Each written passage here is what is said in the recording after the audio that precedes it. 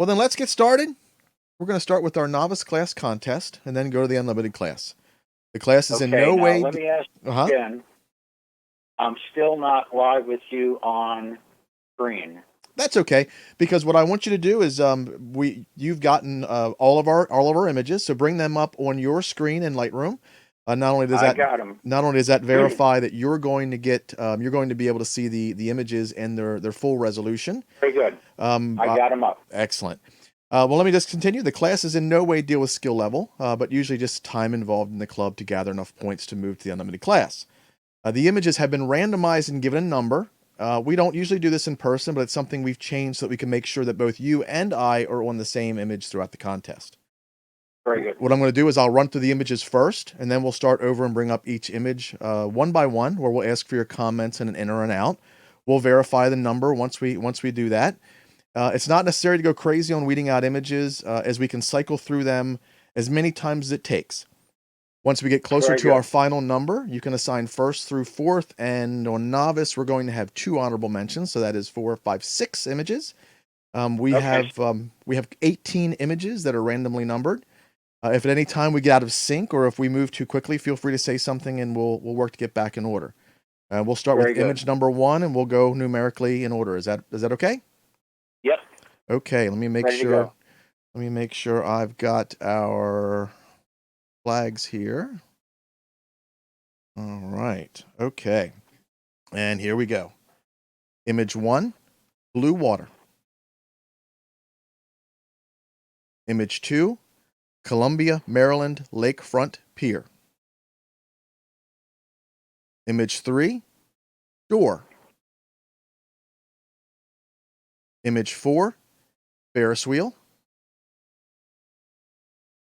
Image 5, flurry of hummingbirds. Image 6, flying saucer.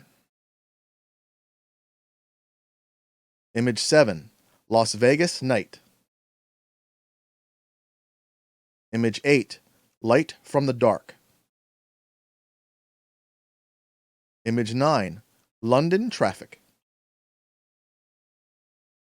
Image 10, Longwood Gardens Falls. Image 11, Mosaic Fountain. Image 12, Patuxent Naval Base Fishing Pier.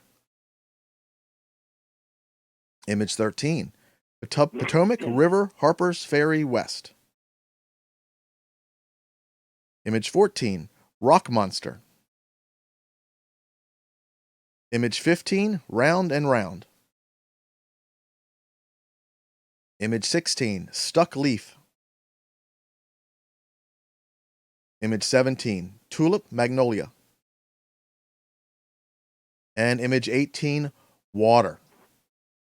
Ed, I'm going to go back to image number 1. Now remember, like we talked about on the phone and through email, the theme of our contest is long exposure, and it is just that. Anything that either looks like or has been created with long exposure photo. We'll get you started on image number 1, which is blue water, for your comments and also an in or out. Very good. Before I begin, let me just give everyone an overview of how I'll be selecting your images. Obviously, the first will be adherence to the theme of long exposure. Secondly, what's the emotional impact or the subject matter? That's very important, and especially in a competition, you want that image that you submitted to really kind of pop and stand out. And then, of course, 3 very basic qualities of good images: light, color, and composition. So that's how I'm going to kind of view these as we go through them. So if you can take those categories or criteria in mind, we'll kind of go through with this. So, okay, first image, blue water. One of the things I really look for is a focus. It certainly adheres to the theme, and I'm seeing some beautiful geometry with the curvature of the water. What I don't like is the brightness in the lower left-hand corner, which any bright spot within a photo that'll kind of draw your eye to.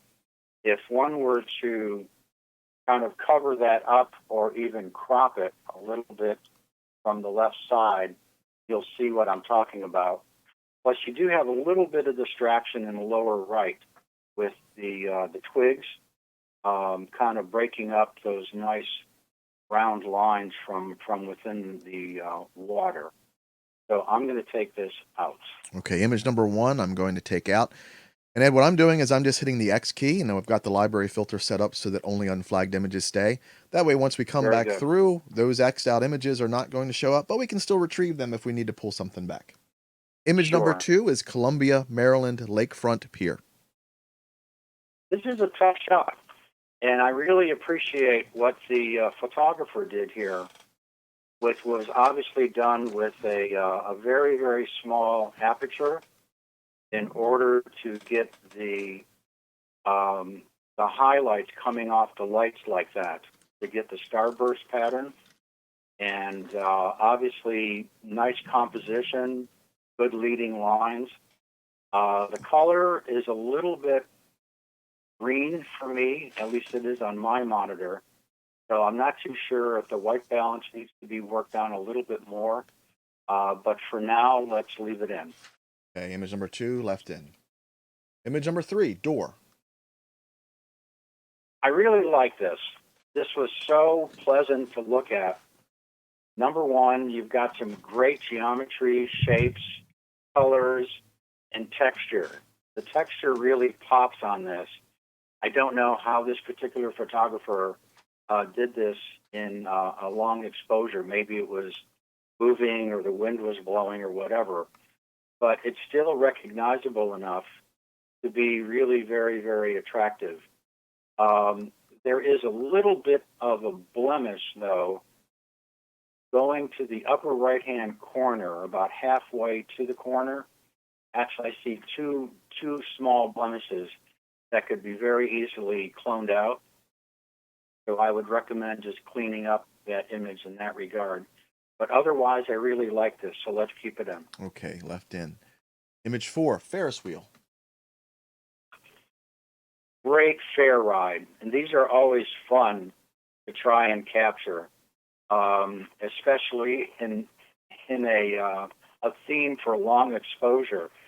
What I particularly like about this image, besides being very well done on the actual ride, is you've got the motion around the image on the left and on the bottom, and even what really adds very nicely to the image is you have the people down on the bottom of the frame being engaged within this fair ride moving.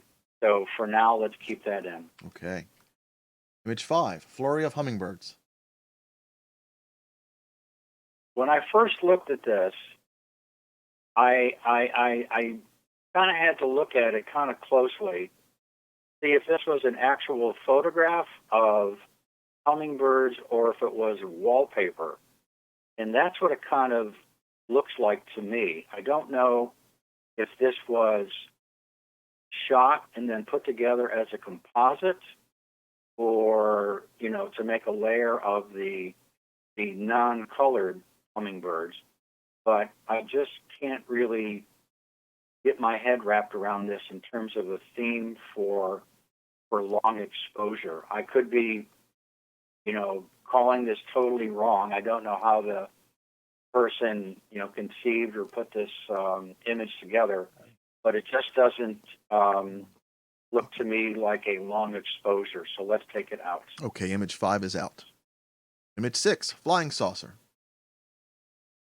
This one I thought was a very nice composition on, again, a classic fair ride where you tend to see them to be more upright.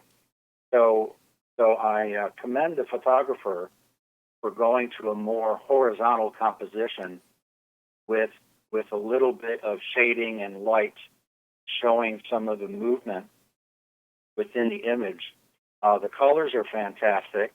You have a little bit of distraction, though, on the right-hand part of the image. In the upper right-hand corner, you have some, what looks like a light bleeding through. And then on the lower right-hand corner, not necessarily all the way down in the corner, but just about maybe 2/3 of the way down, you have like a gray thing sticking out towards the image. Again, those could be very, very easily removed. But overall, I really like this. It kind of grabs your attention. And I like the title too. Want to keep So that let's one in? keep that in. That one's in. 7, Las Vegas night. Nice attempt at doing this kind of image.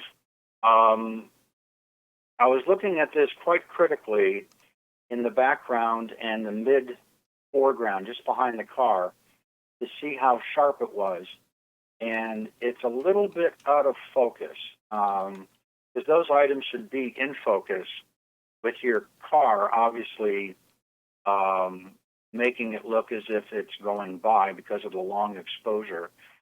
I was also looking for just another element that would kind of make this photograph a little bit more engaging and more interesting, just to kind of grab my attention.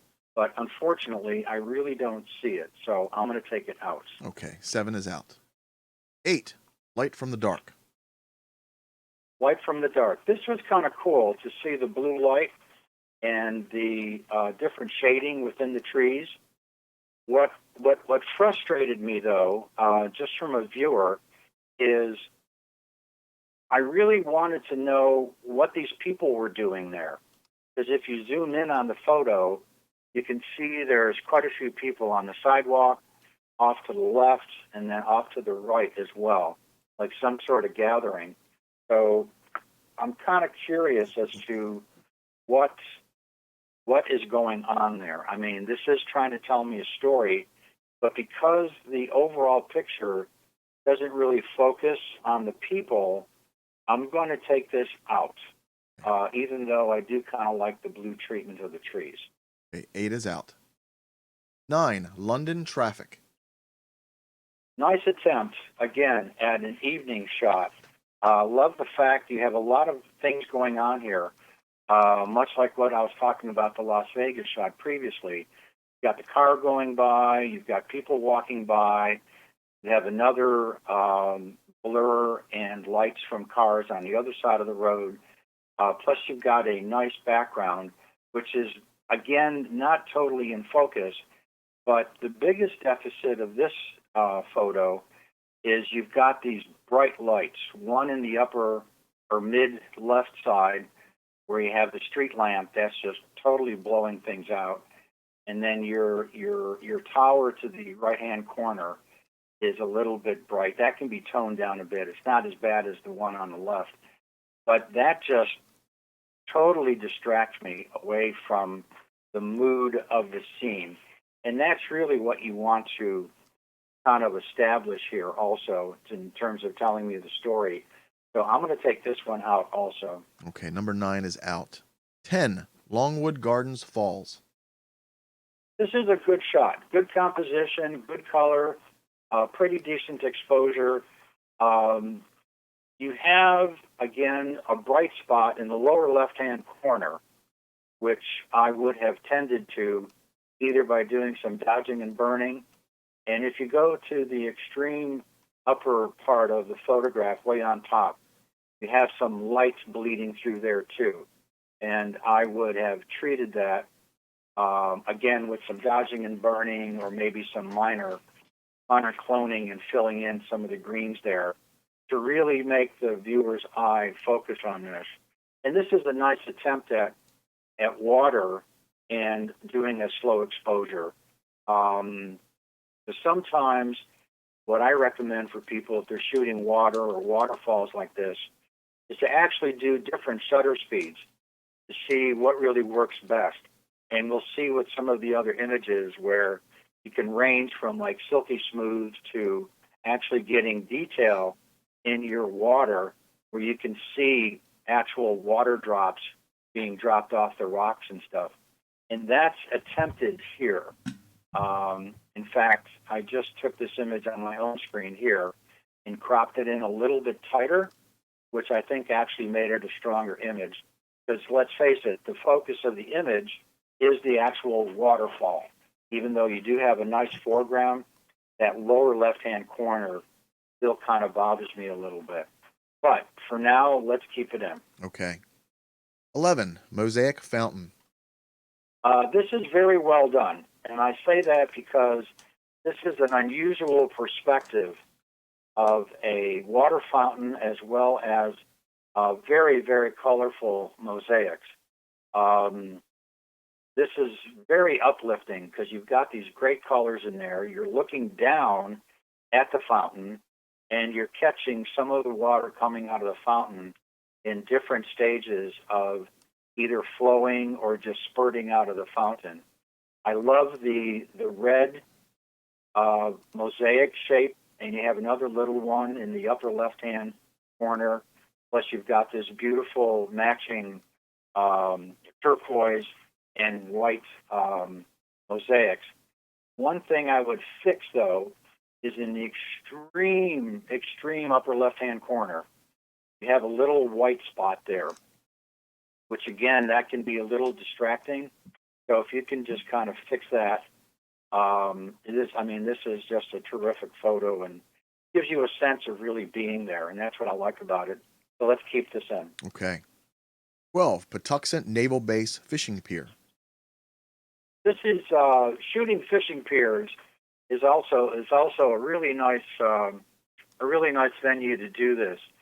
I like this image for the foreground, the pier itself, which is almost, not quite, horizontally going across to your horizon, and you kind of see an intersection, so you have to be aware of that. So the next time you look at this, or any sort of similar sort of a photograph, be aware of where that background falls within line with your pier. I love the fact that the photographer was trying to catch these God beams, so to speak, coming out of the sky. And it's unfortunate he didn't really, or she didn't accentuate those, again, by doing maybe a little bit of dodging and burning and playing with the exposure. The other thing that I think possibly detracts is, even though the foreground is good, tend to have a lot of dead space in between your foreground and your pier. So it would have been interesting if the photographer kind of dropped down closer to the rocks to get a different perspective. So I'm going to take this one out. Okay. Number 12, out. 13, Potomac let me mark River, that. Harper's Ferry West. West Virginia. I missed the VA. Yeah, West Virginia. This is where they go tubing, I think. I like the composition of this, but the lighting on this is very, very harsh. And I really don't see much evidence of a long exposure. Because if you look at the water, I just don't see any hint of that. It could be the exposure, it could be processing, because the lighting is so harsh. I think whoever shot this was having a difficult time trying to recover highlights, and it really doesn't do service to really this sort of theme. The other thing to bear in mind also is whenever you're shooting landscapes and you're outside, the lighting is really, really critical.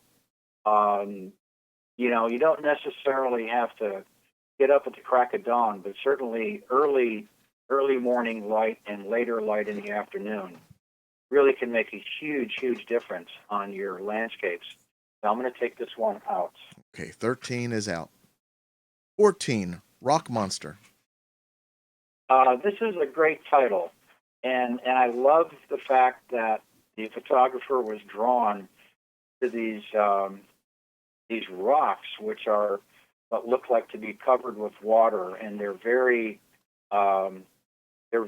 shiny. So you've got some really nice specular highlights here, which is always fun to capture.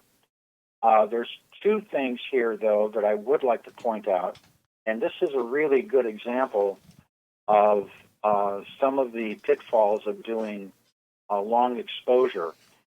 If you look at the image at about 3 to 4 o'clock on the extreme right-hand side, see three red dots. One close to the border, one coming in closer to the rocks, and then a third one. You see another one at about 12, about little ways down from the edge of the border. And then on the left-hand border at about maybe 8:30, you see another red spot, and then as you go into the picture, you see another red spot. These are hot spots on a sensor from doing a long exposure. And it happens with a lot of digital cameras. So I would recommend to the photographer just go in there and clean those up like dust spots on your sensor, just to clean that up, because it is distracting. And then the other thing that I would recommend is the lower left-hand corner is very, very bright. And I understand you've got a gradient of light coming from the upper left down to the lower left. I mean, the upper right to the lower left. But that's a little bit too bright, and so I would knock that down with a little bit of burning to make that a little bit more even and not so harsh. But for now, let's keep it in. Okay, 14 left in. 15, round and round. Round and round, another fair ride. Very favorite topic, as we'll see some more tonight. Couple of things that distract the viewer from the photo. You've got those buildings in the lower left-hand corner. They look like townhomes. And then you've got virtually a nondescript sky. It's very bare. And you have this white dot that's at about 9 o'clock within the photo, which kind of is sitting there all out by itself. And the folks right in front, they're just not that well defined. I know it's long exposure, you're going to get movement, but I just feel as if this image could have been done a little bit better. If, say, maybe the photographer moved to get a better perspective and a better composition. So I'm going to take this out. Okay, 15 is out. 16, yes. Stuck leaf.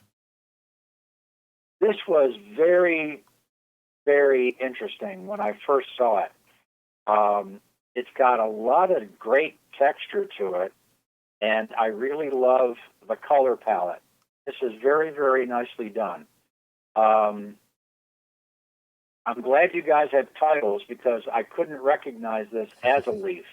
But doing it as a long exposure really, turned it into a beautiful piece of art. I mean, it really is. My only recommendation to the photographer is to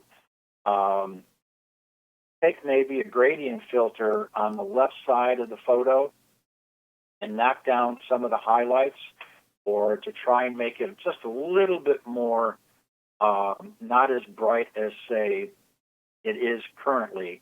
Not necessarily match up what you have on the right or as you're going through the photo, but just to kind of knock it down just a tad, because your eye is drawn to that. Whereas I think if you just lowered the exposure in that part of your image, your eye would go directly to the leaf, which would then lead your eye in and around the photo to really discover and kind of explore it. But I really like this, so let's keep this in. Okay. 17, tulip, magnolia. I was looking for more detail here. I see how you have the structure and the texture, the striations going across, and then you have all these little bits and pieces that look like crystal fractures, if you will. So I kind of like the concept, but what I don't particularly I'm not attracted to is I just don't see any sort of structure to the actual photo other than these horizontal lines going across.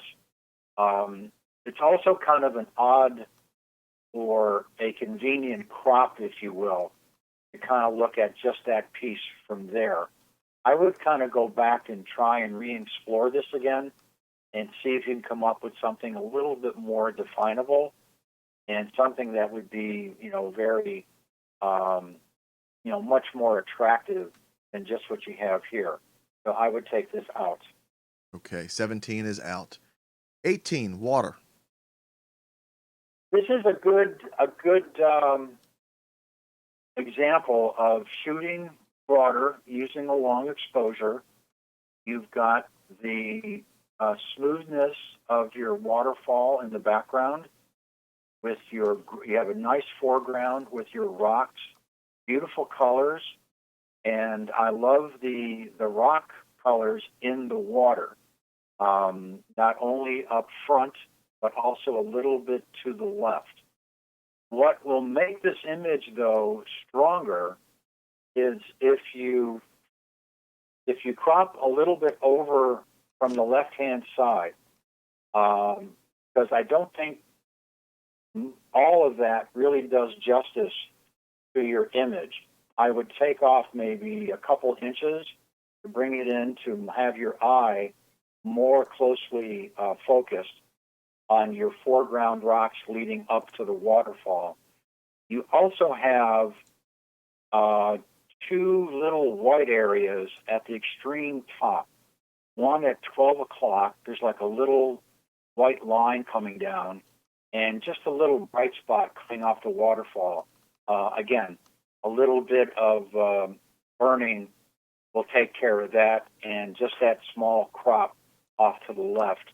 And this is a good example of looking at an image and, asking the question, who are my main characters? What do you want me to look at? And what do you want me to focus on? As opposed to a supporting cast or non-supporting cast. And if it doesn't really add anything to your photo, then eliminate it or crop it out or try and fix it somehow. So that would be it, correct? That's it. Would you like to keep this one in or take it out? Keep this in. Thank you. Okay. Let's go all the way back and let's see how many images we are left with, and we'll make sure that we are on the same page. So into rated here. 8. I have 8 images. Do you concur? Okay. I have 8 as well. 2, 3, 4, 6, 10, 11, 14, 16, and 18. Did you say 8? 18. No, 8. No, I have 2, 3, 4, 6, and then 10. Okay, let me get rid of 8. 2, 3, 4, 6, 10, 11, 14, 16, and 18. Correct. Okay, and I need to get rid of 2 more. That is correct. We need 6 total. Now we can either get rid of 2, or if you'd like to start placing, we would need 1st through 4th and 2 honorable mention. Let me get rid of 2 first. Okay, number 2. Let's get rid of Columbia. Let me just double check this. 2, Columbia, Maryland Lakefront Pier is out. Yeah, let's Okay. get rid of number 2. Mm-hmm. Sorry to the photographer, because that was done well, especially with the small aperture. And then the next one we'll take out.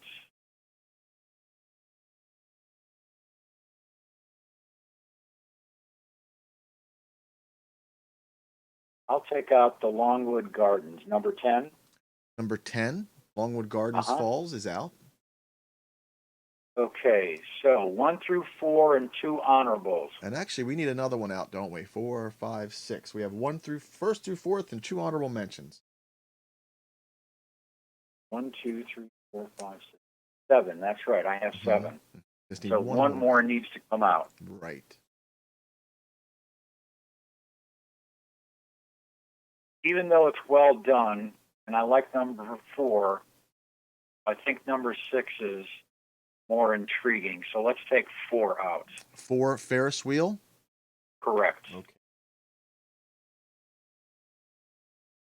And I'm just gonna double check something. I've got someone in chat saying that maybe we grabbed a wrong number. Let's double check on both of our pages, Ed.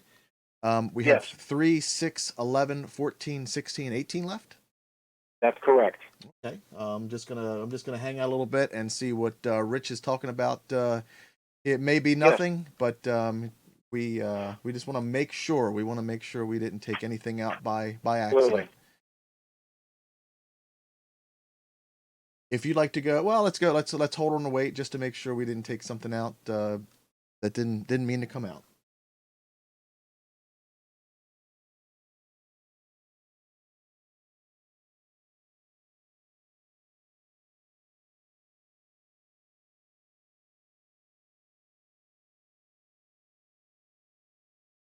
Okay, I think we're good. I think what Rich meant was we had 9 left when I originally said 8. I see. But right. I don't have any kind of any kind of correction. So I think that's what we're talking about. We've thankfully we've put that checksum in place that we can kind of keep on the same page. I think it's been working pretty well, but we always want to make sure. So Right. Ed, at your leisure, either we can continue with you can either go honorable mentions first or first through fourth, however you'd like. Let me do 1 through 4. Okay. And then, of course, the last 2 will be honorable. So, first place. I'm going to give 11, number 1. 11, Mosaic Fountain. Yes. Okay. That's first. Number 2 will be 16, the Stuck Leaf. Stuck Leaf is second place. Number 3 will be 3, the Door.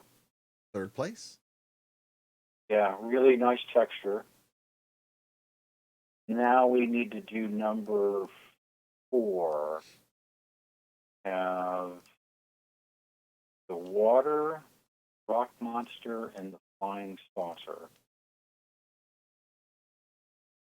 It's tough. We don't make it easy on you. Now, these are very good for novice. Just from the creativity standpoint, I'm going to go with the Rock Monster as 4. And then the other 2 will be honorable, Flying Saucer and Water. Okay, the results of tonight's contest. Honorable mention to Janet Payton for Water. Yeah, nicely done. Go ahead and fix that left side, and I think you'll make a stronger image. Honorable mention to Edna Hinkey for Flying Saucer.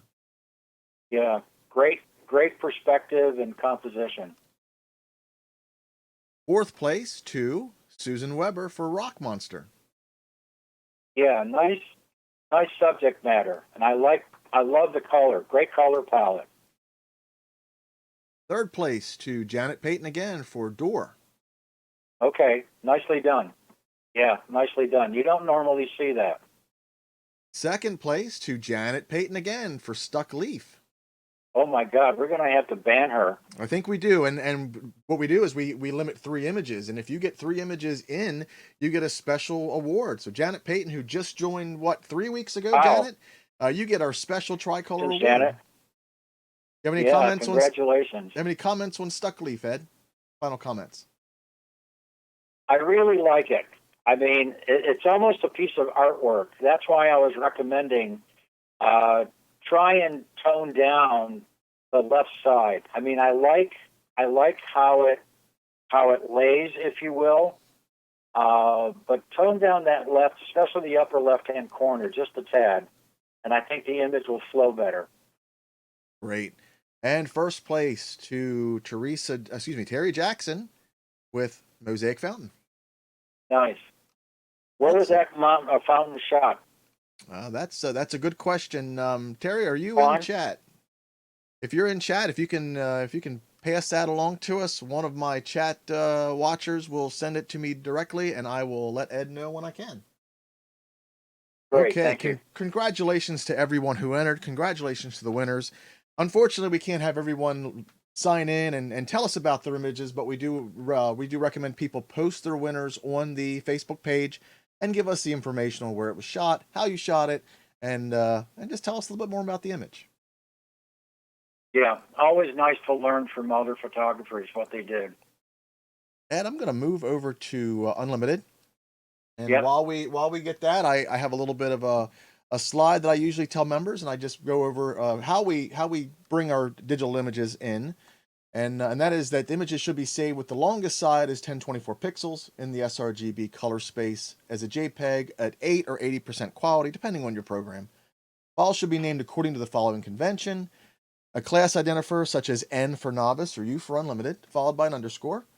The image name should then appear next. For multi-word titles, it's helpful to either capitalize the first letter of each word or separate each word with an underscore.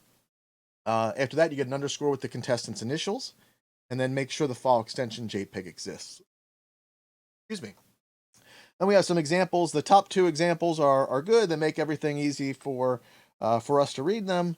The third one is pretty difficult, and the fourth one, the very last one, is difficult to read as well, and sometimes depending on the operating system, you may have issues. And Ed, I don't know if you can see that or not, but it's just a difference between having spaces or underscores and things like that. But that's just a Gotcha. little bit information for our members that we ask them to do. Gotcha. Are you ready to start the category of unlimited digital photography? We have 39 images. We were going to need a first through fourth. Correct. 4 honorable mentions, and again, we can go through these as many times as possible. You don't need to go all gung-ho and get rid of a bunch. I'm sorry, you said 1, 2, 4 plus 4 honorables? Correct. 4 honorable mentions. We do a 10%. So 8 total. Correct. Okay. We ready? I'm ready. Here we go. 1. Purple fishy. Image 2. Light wings. Image 3. Abstract light painting. Image 4. Annapolis at night. Image 5. Badlands. Image 6. Bellagio lights. Image 7. Best friends. Image 8. Blooming season. Image 9. Seascape. Image 10. Carnival. Image 11. Cascade Falls. Image 12. Closed for coronavirus. Wow. Image 13. Durban Carnival. Image 14. Expanding house lights. Image 15. Golden Sands. Image 16. Grand Central Station. 17. Just Stay Home. Image 18. I'm not even going to read that. Do you know how to read that, Ed? Yeah, Kirkufell Foss. I've been there several times. Beautiful area. I'm glad you could do that. So exactly you. what you said. Image 19. Light Dancer. That's good. 20. Manhattan from Bronx. 21. Mickey D's. 22. Oasis.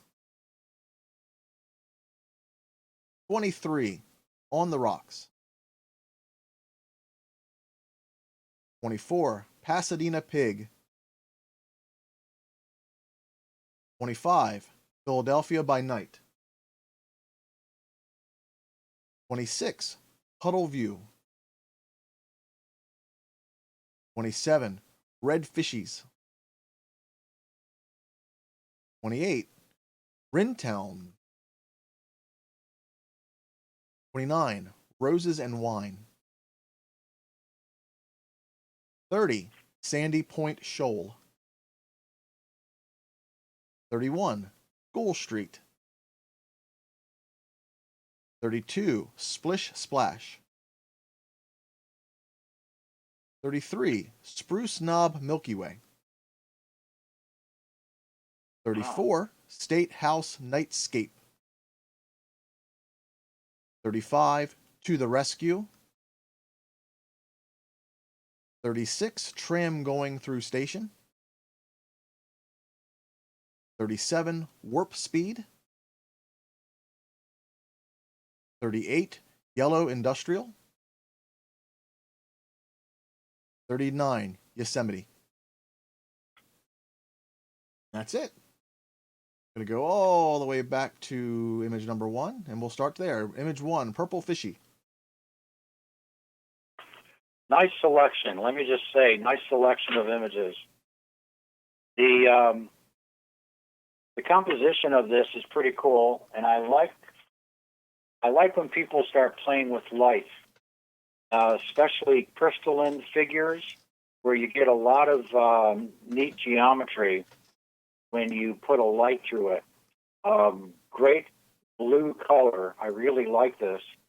What I would have liked to have seen, if at all possible, is maybe if you did some focus stacking here, where you took a shot of your crystalline figure, then took a shot of what's on the wall to get some more definition to what's actually being projected through your crystalline figure.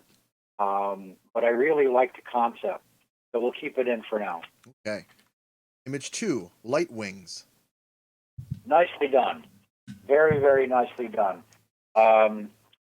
Doing light painting certainly goes without saying. To do long exposure and to actually put together in a composite fashion different lights and different shapes and textures and everything. This is a very, very nice technique. When I first saw this, I certainly got the impression, oh, those are wings, without even looking at the title. And that's really what you want, some sort of instant bond, if you will, with the viewer. What this reminds me of, and I don't know if we're going to be able to do it all this summer, but several years ago, I was down at Rehoboth, and at the far end of the boardwalk is a kite shop. And what they do is they bring out their kites at night that have lights, and they actually fly them up in the night sky right along the beach. And this reminds me a little bit of the gentlemen flying their kites at night, because you get some great patterns. And what you can do is take multiple images and then create a composite. To do, like, say, if you're shooting lightning, you take 6 shots with lightning and make it into one image. The same thing with shooting kites with lights. And that's what this reminded me of. I really like this. So this is in. Okay. Image 3, Abstract Light Painting. Another good one, too. Here we have some beautiful, beautiful geometry, and certainly the colors in this are amazing. What I particularly enjoyed about this particular photo is right down at the bottom near 6 o'clock looking up. You have this little figure that is almost central due to the other geometric shapes and patterns that really accent and your eye is drawn to. Then your eye just continues around looking at the different shapes and patterns and colors. This is a really good use of color in terms of what is receding and what is coming out at you in terms of the viewer. So I really like what the photographer did here. Very nicely done. This is him. Okay. 4, Annapolis at Night. This is a nice shot, and I really like old town type of shots. The State House there is such a great subject area. What I particularly like about this shot as well is you've got the warmth versus the cool tones within the actual image, and I really credit the photographer for doing that. What is unfortunate, though. Once you zoom in and you do like either a close-in view or whatever, you tend to lose a little bit of detail. And I realized that this image is really very, very severely cropped.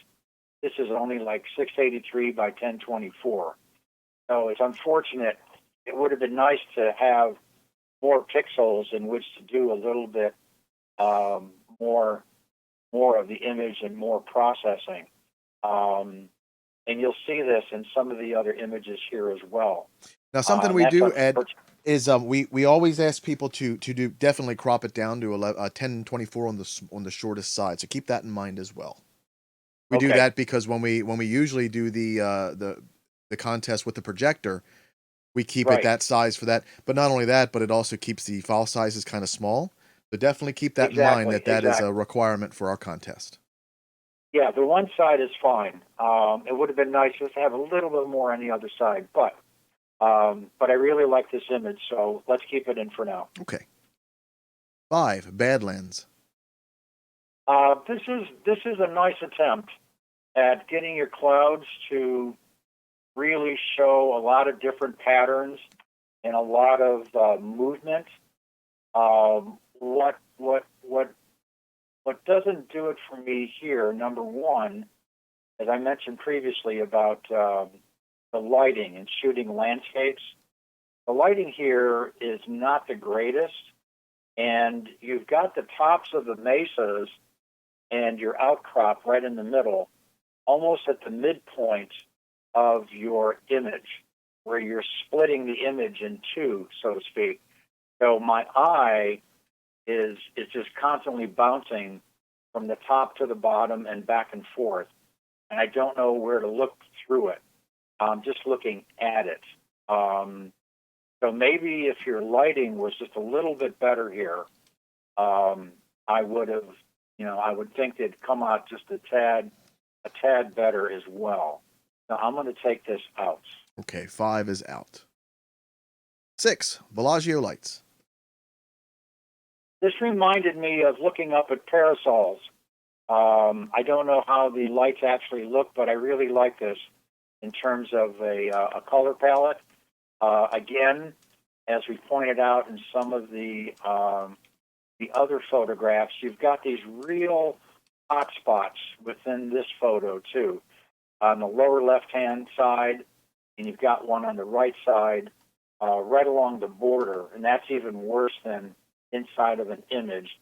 But I really, really like the color palette, and I think with a little bit of work, this could be really a much better image just from those hotspot areas. You have another one almost at 6 o'clock down below, where you've got white popping out into the image. So I'm going to take this one out. Okay, 6 is out. And chat caught me. I said 1024 on the shortest side. It is actually 1024 on the longest side, which would, of course, make more sense. Okay, thank you. 7, Best Friends. I was looking for a story here. Obviously, with the title, that helps a little bit. Nice silhouettes. I think it's a little tightly composed. It's a really narrow sort of crop and composition.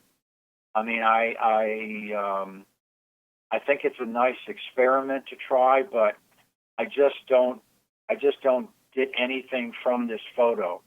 What could have been cool here, and maybe the photographer could try this, is I've seen some very nice applications of something like this in silhouette with the use of mirrors also, and not necessarily to show the person or the animal, but to show another silhouette. So you have like silhouette on top of silhouette. So I would go back and revisit to see how you did this and how you might be able to do something, a little bit different.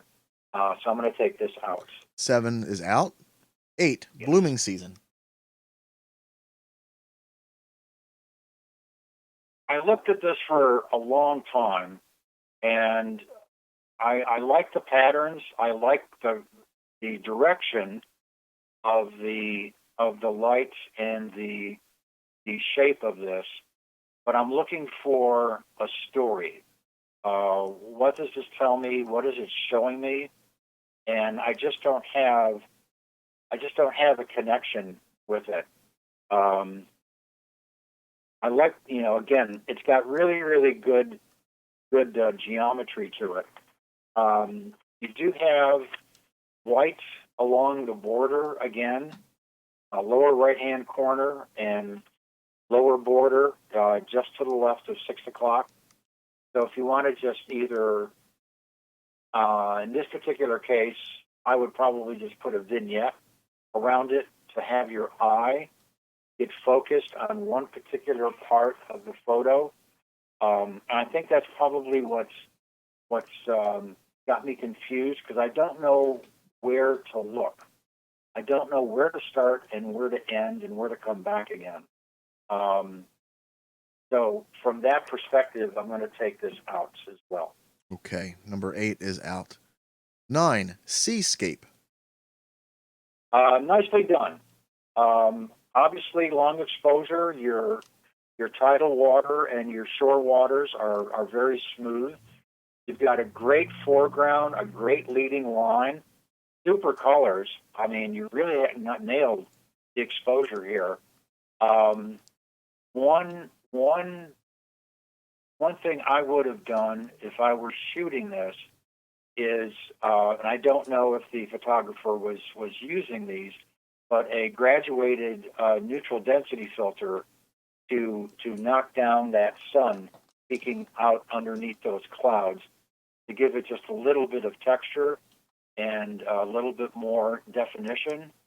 But I really like this. Again, you've got this wonderful landline going from my right, cutting in, going out to the sea, with your beautiful rock formations leaning in that direction as well. Let's leave it in for now. Okay. 10, carnival. This is the way these fair shots should be shot. This was great. When I first saw this, I'm like, that's the way it should be done. And one of the reasons is, number 2, you have a beautiful detailed sky here. You've got some beautiful lighting. It's not competing. It's really offsetting and really helping to support this particular photo. Plus, you have not one of these fair rides, but 2 in the same image. So it's a really good composition. And just as an aside, in terms of a comment, I know that some judges don't like to see anything centered in, within the image. I tend to default by saying it really depends upon the image, whether or not it should be centered or not. This particular case, this is just slightly off center, and because of the tilt, and I like it from that regard. And again, nothing really distracting from the actual image. In fact, it looks like there's another appearance of movement coming off to the lower left-hand corner and right as well. So you get this real sense of movement, which is a great feeling. So we'll keep this on. Okay. 11, Cascade Falls. This is a nice treatment of capturing water with a long exposure. The water itself and the cascading of the water down the rocks is very, very nicely done. Unfortunately, I'm a little distracted from the right-hand side of the photo. Again, for the reasons I had mentioned on one of the other photos, does it really add anything to it?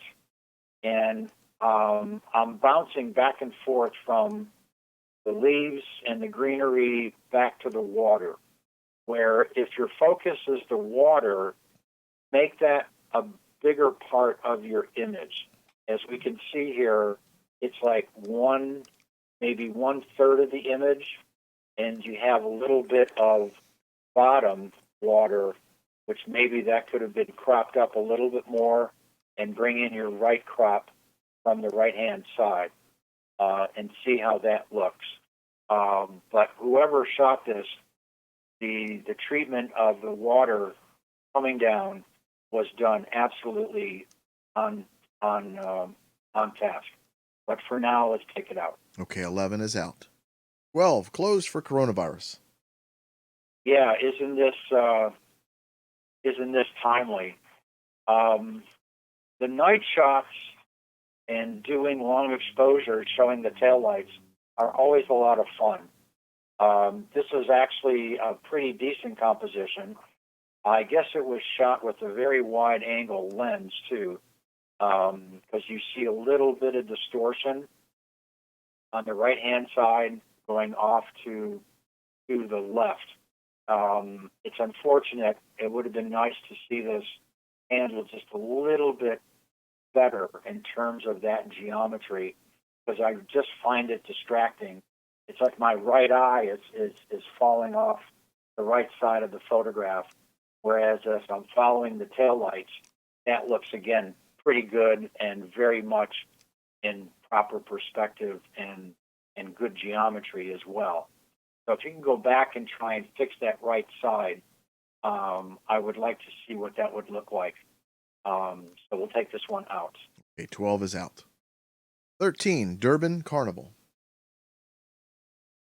This one, again, nice attempt at the motion of the fair ride, but it's got so many distractions, especially starting on the left with that very, very bright light. You've got a game off to the left just below it that's very bright, right on the edge.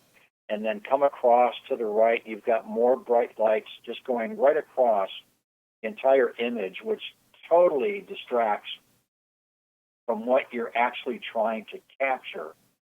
And what you were trying to capture, namely the movement of the ride, possibly the one in the back, there's very little definition. So I don't know what you could have done better here, but I would definitely have tried a different composition, number one. Be aware of what's in the background. And that's always a tough lesson to learn.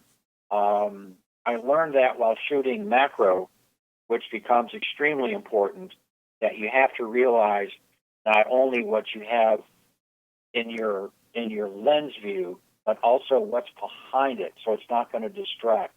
And that's just a lesson I learned that I apply to a lot of my shooting, unless there's just no way that I can get around it. You know, if I'm shooting documentary type stuff, that's one thing. If I'm doing fine art or flower photography, that's under your control, then you should be able to put it under your control. So with that sort of comment, I'll take this one out. Okay, 13 is out. 14, expanding house lights. Yeah, I really like this. You know, doing evening shots of houses decorated for different holidays and that is really a cool thing to do. And of course, some of the light setups and productions, if you will, that some people go to are really quite extraordinary. The one thing I'd say about this, though, is I would have preferred if the crop of this was a little bit tighter, meaning go into the house a little bit more closely and use the trees and bushes to frame the house, and use these what look like snowflakes to be part of your foreground. And I think you've got a much, much stronger image, as opposed to it's just too wide, where my eye doesn't know necessarily where to go. So if you cropped it a little bit more tightly, and I think you've got plenty of picture there to do that, you'll get a much better, impactful image. So from that perspective, we'll take it out. Okay, 14 is out. 15, Golden Sands. Lovely. Just a great image. When I first came across this, I just died. I just totally relaxed. I mean, this is such a serene image with very great lines, nice S curves, beautiful leading lines. The colors in this are just so subtle and so beautiful. I could stare at this for a long time. There is a couple defects, though, in this photo. Again, it's minor, but it's something that you really need to be careful of. And if you look up into the sky, you can see sensor spots. And I see 1, 2, 3, 4, just by quickly looking at it. So you may have some stuck in the actual photo itself. Again, very easily fixed. It's not a big deal, but I really like the color palette and just the whole composition of this scene. So we'll keep it in. Okay. 16, Grand Central Station. Yeah, classic shot. When I saw this, number one, I really liked it because I like trains, and having been here a couple of times myself, it's just a great place to go to. My recommendation would have been a longer exposure to get more people in terms of movement. I see a number of people, especially on the right side of the photograph in the middle. I mean, they almost look, well, they probably are stationary, but I would like to have seen a little bit more movement. It's a really good exposure. This is a place sometimes that is not easy to shoot, and the lights were controlled very, very well. But sometimes when you do interior architecture shooting, your lights can just totally overtake and distract what's in your photo. So kudos to the photographer for getting exposure done. I would have liked to have seen a little bit, slower shutter speed. I mean, if that were possible. Again, not having been there, it's tough for me to say, but nicely done. Let's keep it in for now. Okay. 17, Just Stay Home. Here's another silhouette with a very vertical crop. I want to see more. I want to see more to this story, and I'm having difficulty just trying to wrap my head around this to get what the photographer is meaning. I certainly like the hands, the palms, up against what looks like a glass, and I see like a quadrant sort of pattern here, but my brain is just not figuring this out.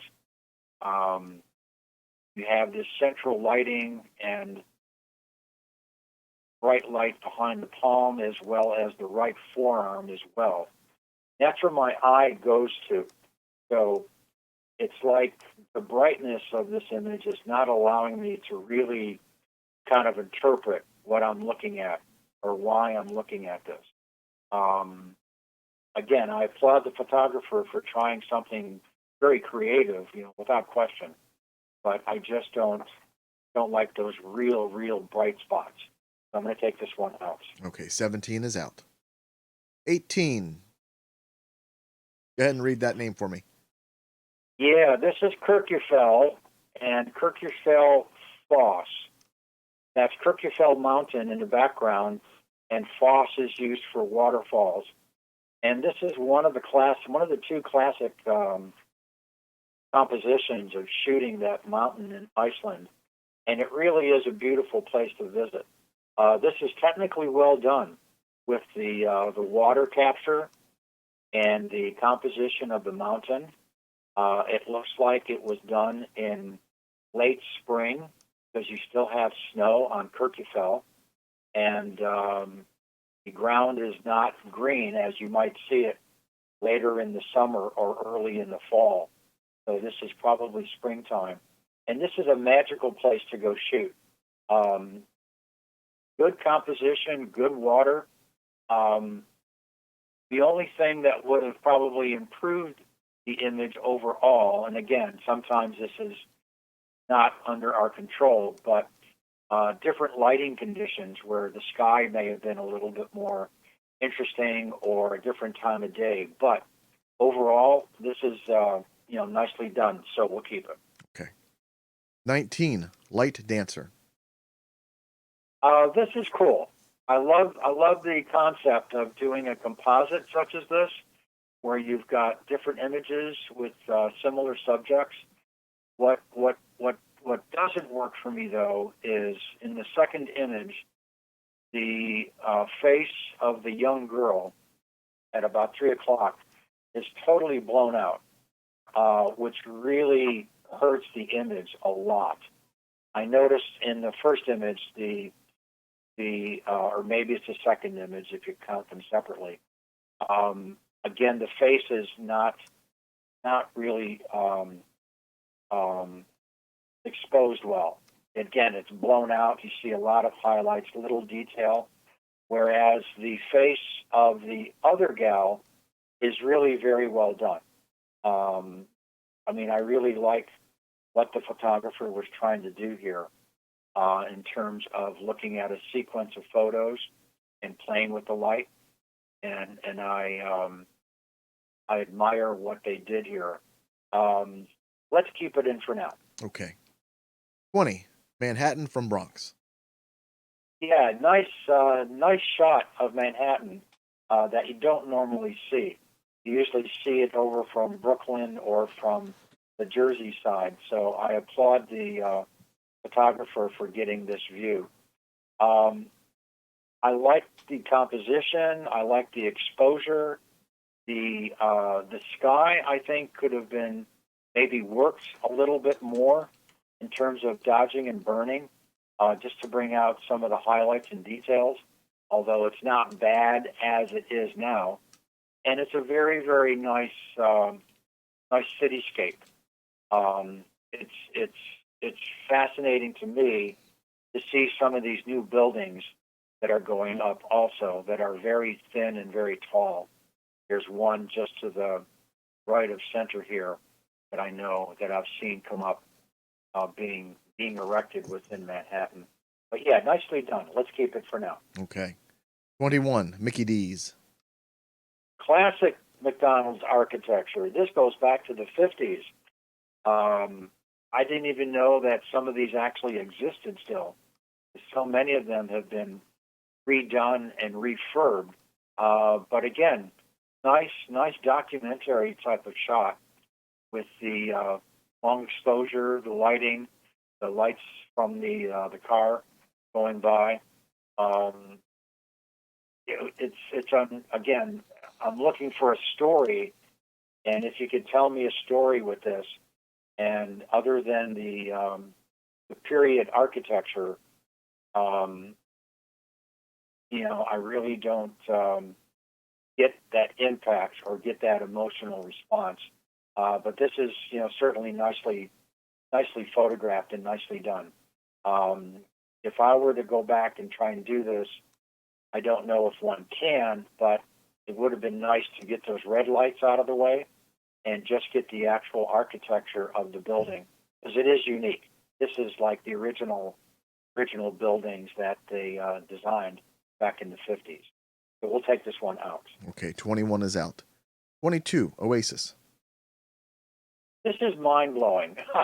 I mean, the greenery in this image was just, when I first saw it, I had to adjust my eyes. It's like, wow, this is really quite impressive with the colors. And I could very easily see an area within a stream or a small area that's covered with a lot of greenery to really be able to reflect some of these colors. This is a great exposure for water. You have both texture as well as direction coming off the rocks. You've got the silky smooth in the other parts, so you've got water running at different speeds, which can always be a challenge. A very nice foreground.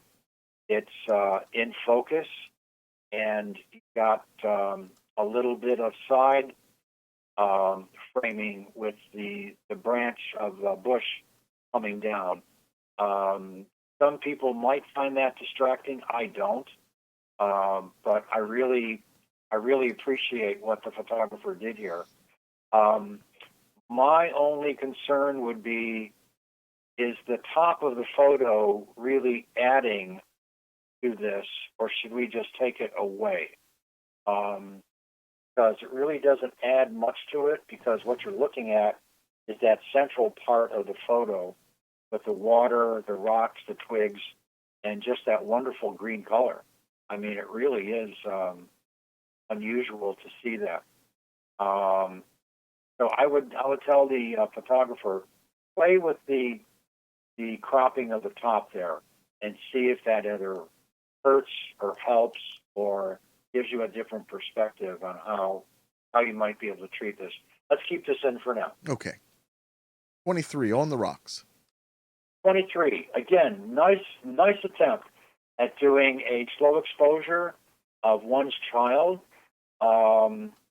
If that's what you want me to look at, then the whole left side of this picture is totally irrelevant, because that's what I'm looking at. I'm looking at the child. I'm looking at motion, because it's obviously long exposure. So that whole left-hand side can just be removed and recrop your photo. And it's unfortunate, because I think you've got some really good potential here. If you tend to zoom in to the photo, I don't know if our viewers can do that, you can see where you've got a better and cleaner composition, and again, a focus of what you want your photograph to show. So I will take this one out. Okay, 23 is out. 24, Pasadena Pig. 24, Little Piggy. I love it. I've never seen this, so it was kind of cool to see something like this, leaning over a obviously street full of cars. And again, it almost looks like a period shot. If you didn't have those street signs, which are very modern, in the photo, this would have been almost a nice historical shot where you can't necessarily define a particular period of time. And that's, one of the things we used to do when, like I was telling John, I used to shoot a lot of trains and locomotives and do a lot of historical documentation back in the 70s and 80s as the railroads were being consolidated. But one of the things we tried to always do is get anything that would give away a time period necessarily, so as to give it a timeless feature. But I really like the attempt here. But we'll take this one out. Okay, 24 is out. 25, Philadelphia by Night. Downtown Philly. Philly's a great town. My daughter went to school there, so I'm very familiar with the center city and the Parkway. And there's a lot of neat history there, and I like what was attempted here.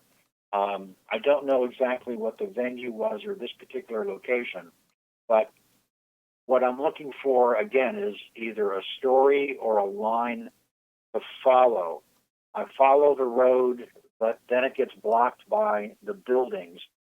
So I don't know if the photographer wants me to look at the buildings or the line on the roads and the traffic. I'm just not sure exactly where to go. It's a good exposure. Composition may have done better with a different focus as to what you wanted to capture. And that's always a difficult thing sometimes when you're a photographer and you're out shooting. Something draws your mind or your eye, and don't necessarily get the best composition because we're always sometimes in a hurry. So I always recommend people take a breath, reassess, and then go ahead and take your photo. And 9 times out of 10, you come up with a better photo or better composition. So for that reason, I'll take this out. Okay, 25 is out. 26, puddle view. Yes, spectacular. What really makes this night photo shine, pardon the pun, is the fact that you've got the reflection in the water. You rarely see that. I've never seen a galaxy picture such as this. I assume this is the Milky Way being reflected in water on the ground. And this is really kind of cool. I don't know if the colors can be made to pop a little bit better because they look a little dull. But I would just recommend having the photographer play with that just a little bit. But this is a great capture, so we'll keep this. Okay. 27, red fishies. First we had the blue fishies, now we have the red fishies. Again, I like the attempt, and I like the fact that you're playing with synthetic colors here, namely the reds. What could have made this a stronger image, and I don't know if the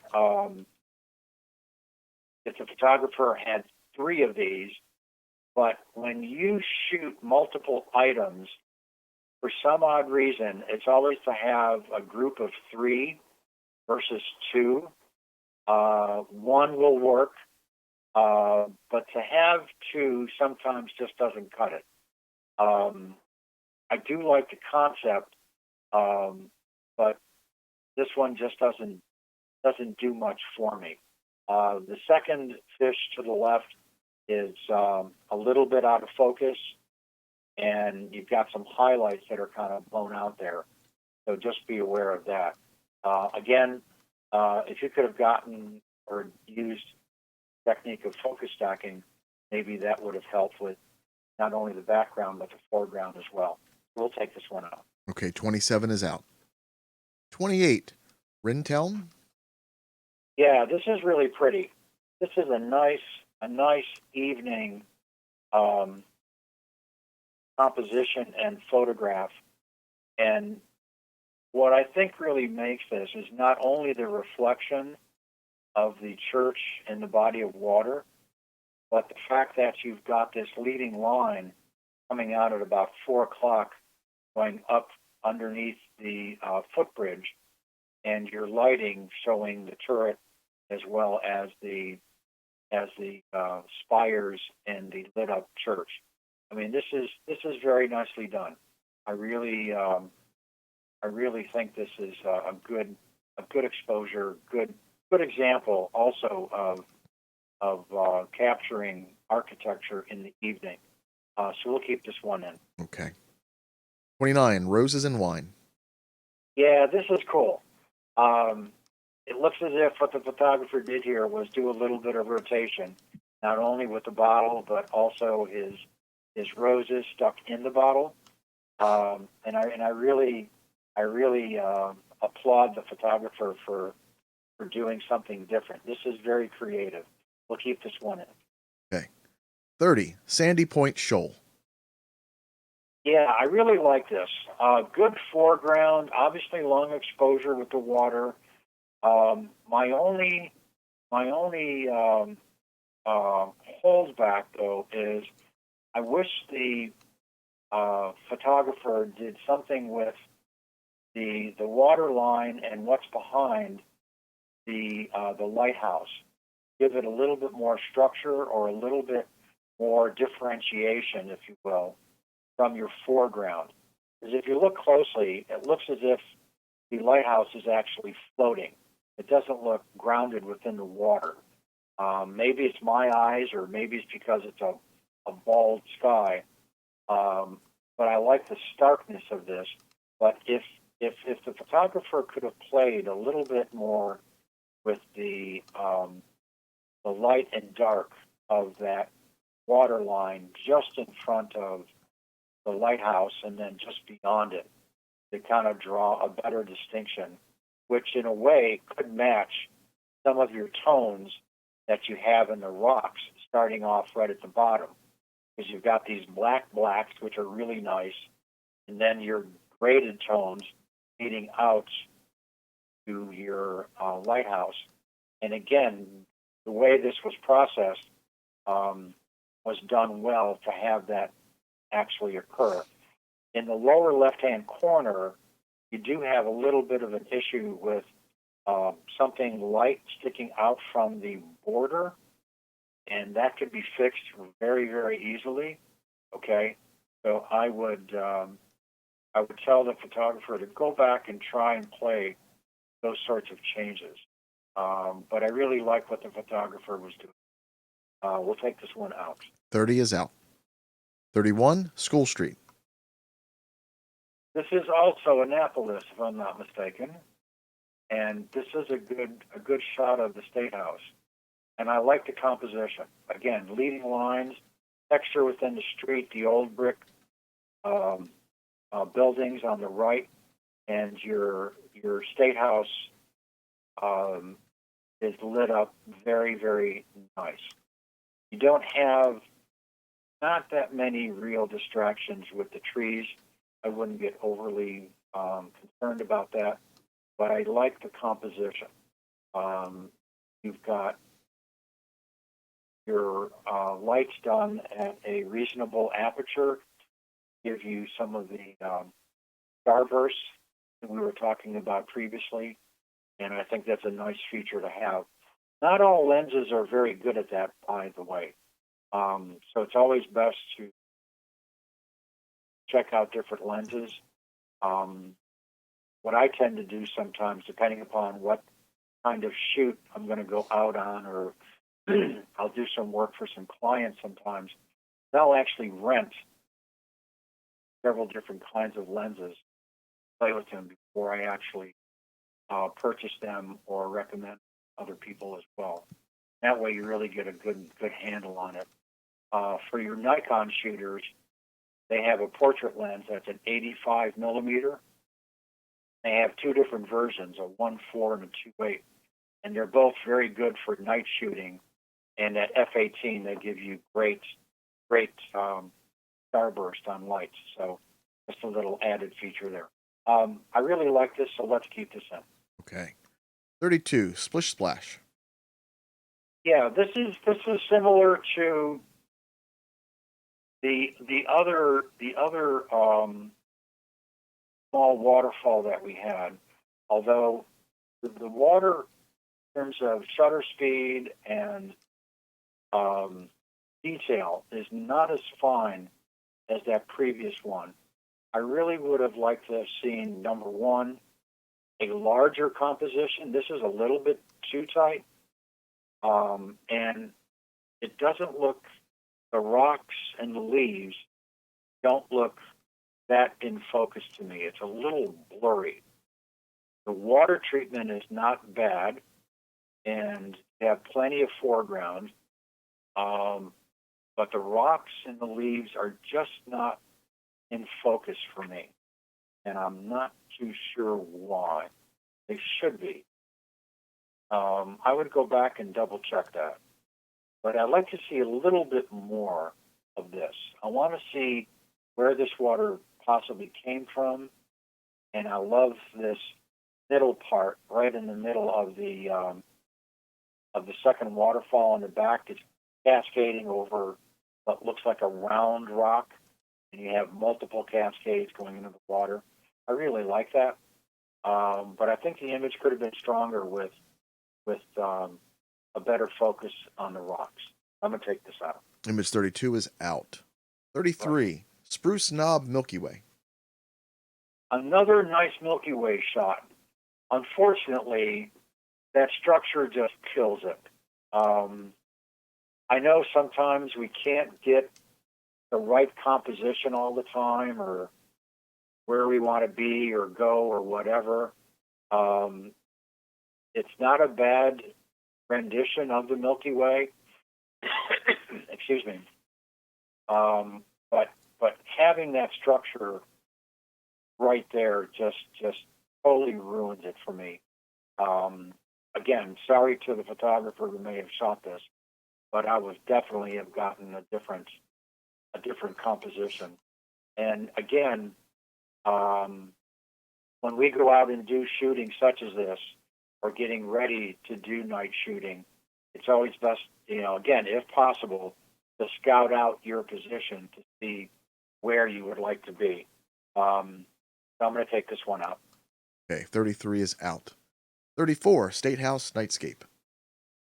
Another nice night house shot. Good color. I mean, I really, really like the exposure.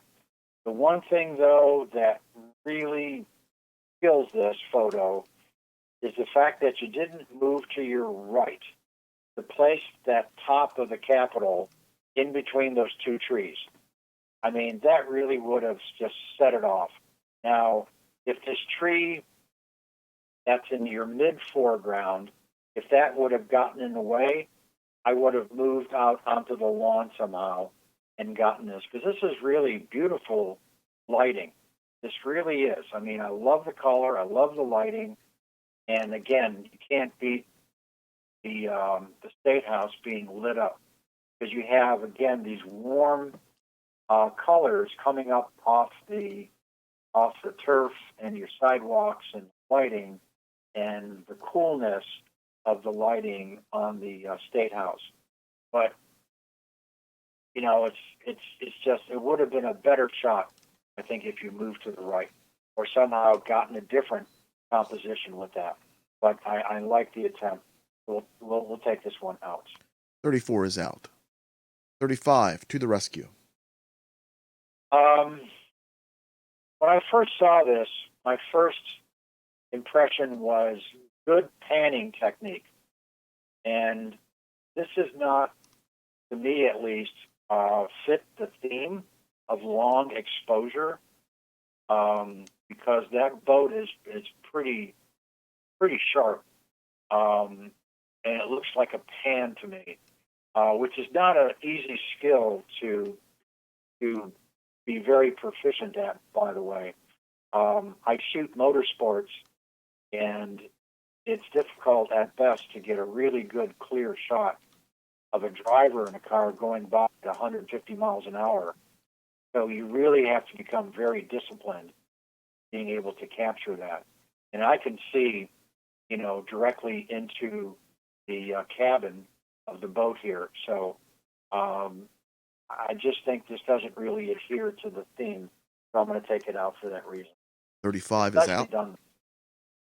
36, Tram Going Through Station. This is a more interesting city shot. We were discussing the shot in Philly, where here you've really got something going on with the tram. You've got a long exposure. You've got people milling about. You've got this beautiful S-curve going through the scene, and it leads you, starting from the left-hand side, going into the middle, then off to the left, and takes you into the picture. That's very well done, and that's a really, really good use of long exposure for a photograph to really engage the viewer. I can't overemphasize that. Whatever you submit to a competition, and I know this isn't always easy. I mean, I do it myself sometimes, and I'm not always successful. But you want an image that's just going to grab you at first glance, and that's always not easy to attain. But I really like this.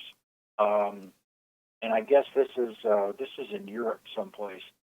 Yeah, it doesn't look like an American shot. But this is nicely done. We'll keep this on. Okay. 37, Warp Speed. Yeah, this looks like another panning shot again, where the horse and the carriage are pretty much in focus. I love the fact that the photographer captured a bird also in the image, right above the canvas top of the carriage. And what's also cool is that he caught the horse in midair. None of his hoofs are on the ground, which again is a stop motion sort of capture as opposed to long exposure. So again, this is a good panning shot, in my opinion, and for that reason, I'm going to take it out. 37 is out. 38, Yellow Industrial. Great shot driving by in the car with the window down. That's all I could think of when I saw this. Because again, it is a motion. Well, it's a longer exposure sort of shot, but I'm looking at the yellow and the blown out sky and some of the piles to the left, and I'm like, what do you want me to look at? I'm not sure how this was done or under what conditions, but it just doesn't do anything for me. Plus, it's a little crooked. It's turned to the right a little bit, so I find that distracting as well. So we'll take this out. 38 is out. 39, Yosemite. Classic Ansel Adams shot, Yosemite Valley. Nicely done. What I particularly like, not only the composition, but I like the processing. I mean, to make it look like an older sort of photography plate type of processing. You also have what looks like to be a little grain in it also, which really gives it that old-timey feel. Your foreground is not bad. It could be a little bit sharper, the rocks I mean, but it's not too bad. It doesn't take away from the image, and obviously your water is nice and smooth with a long exposure. But yeah, classic shot. Yeah, this is good. We'll keep it in. Okay, we're going to keep that one in. Let's see how many images we have. That was the last one. All right, let's go. Let's see. Let me bring up. There, go to graded. Okay, I've got to take a few out here, don't I? We have 18 images. And I need to do 8. 8, correct. We need to get rid of 10 images. I have to take 10 out. Mm-hmm. Okay, this is going to be tough. Okay. Let's go through again from 1, okay? Again? Let's go through again from image number 1. Yeah. Let's do that. Go ahead on your end. Image 1, purple fishy. Yep. Image 2, light wings. Yep. Image 3, abstract light painting. Yep. Image 4, Annapolis at night. Yep. Image 9, seascape. Yep. Image 10, carnival. Yep. Image 15, golden sands. Image 16, Grand Central Station. Yep. Image 18. Turkey Falls. Thank you. Image 19, Light Dancer. Yep. Image 20, Manhattan from Bronx. Yep. 22, Oasis. Yep. 26, Puddle View. Yep. Nicely done. 28, Rinteln. Yep. 29, Roses and Wine. Yep. 31, School Street. Yep. 36, Tram going through station. Yep. And 39, Yosemite. Okay.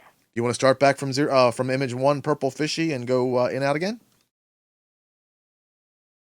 Yeah, that might be the best way to do this. Okay. Purple fishy. Out. Image 1 is out.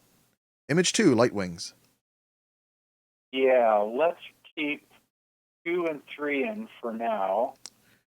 2 I'm and gonna 3. Take 4 out. 4 is out. 4's coming out. I'm going to go over to 16, Grand Central. Out. Follow you. 16 is out. I'm going to go to Light Dance. Out. Number 19. Uh-huh. Number 19 is out.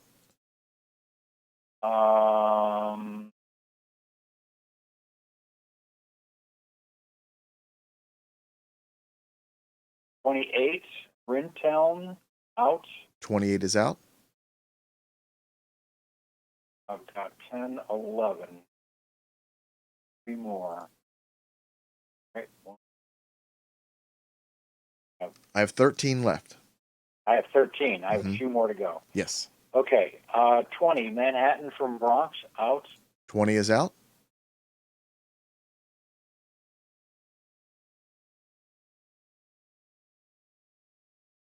I hate to do this, but I'm going to take out the Seascape 9 Number 9, Seascape is out. out.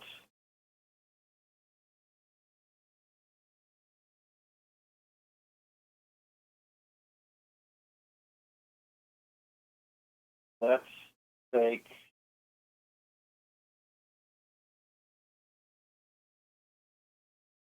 Yosemite out. I hate to do that, but Number 39, Yosemite is out. yeah, unfortunately. That leaves me with 1, 2, 3, 4, 5, 6, 7, 8, 9, 10. Two more. Correct. 2 more.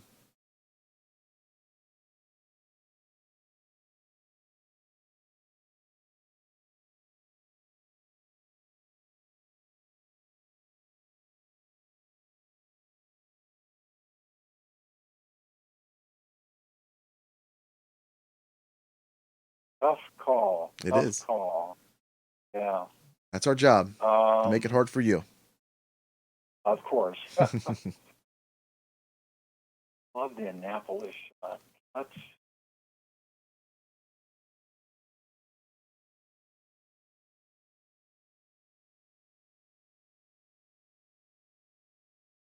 I'll take the tram out, 36.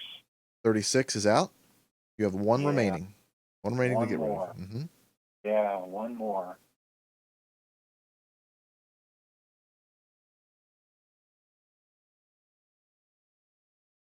Unfortunately, I'm going to have to take out the Iceland Turkey Felfoss. Beautiful shot, but I'm kind of glad because I can't pronounce it anyway. Yeah. No, it's a nice good shot. 18 is out. Yeah, it is a nice shot. Okay, so 1 through 4, the rest will be honorable. Correct. So let's do, okay, number 1 will be 15, Golden Sands. First place, 15. Number 2 will be 26, Puddle View. 26 is second place.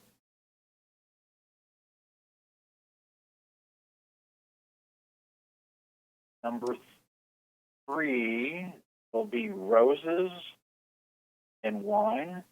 Number 29. Uh-huh. Third place is 29. 4th place will be number 3, Abstract Light Painting. Abstract light painting is 4th place. Yeah, that's 4th place. Mm-hmm. The rest are honorables. Excellent. Let me mark those. Okay, results of tonight's contest. Honorable mention to Fred Venecia for School Street.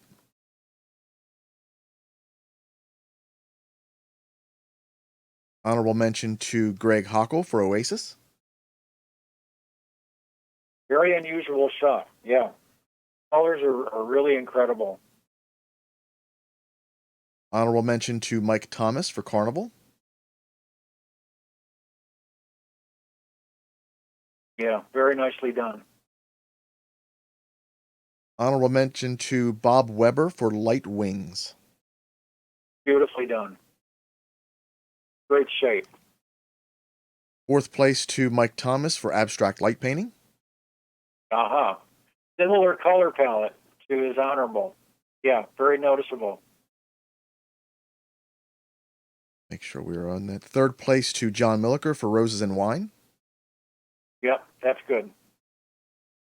2nd place to Cheryl Kerr for Puddle View. Beautifully done. Love the reflection. And 1st place, Chuck Gallegos for Golden Sands. Yeah, very, very nice. Congratulations, everyone that entered and everyone who won. Please make sure you share your images on the Facebook group and give us your details on how they were shot and anything else you can give it to us. Ed, that's it for the contest. Do you have any time to take any questions, or did you have any thoughts on? I know you had mentioned Absolutely. something about printing. I've got time to take a few questions. Excellent. Did you want to talk a little bit about printing? And I have a question for you as well once we get done. But we talked about that we had canceled our printing contest for the rest of the year. And honestly, Right.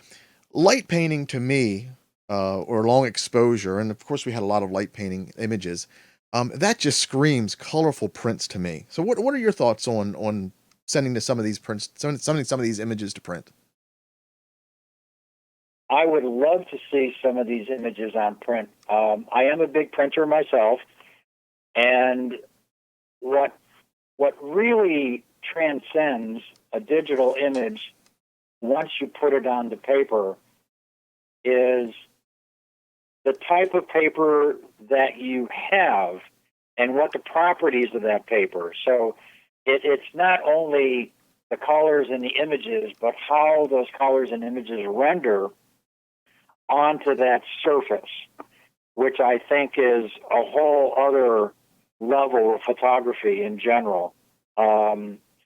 Lately, I've been re-exposed to some of the Moab papers, but generally, I use quite a bit of the Canson Baryta, which is a great luster for color as well as black and white work. And I've been doing a lot of matte finish papers, not only from Moab, they're in Trotter Rag, but I've been using the legacy matte papers from Epson, which I strongly believe are nothing more than repackaged paper from Canson, because the interior packaging is identical to Canson papers. The cool thing about the print also is you can print big. You know, there's nothing as attractive to me as a large version of a print, which I think just transcends to a whole different level of involvement, you know, especially somebody new to the image itself, where you could really just get lost within the image.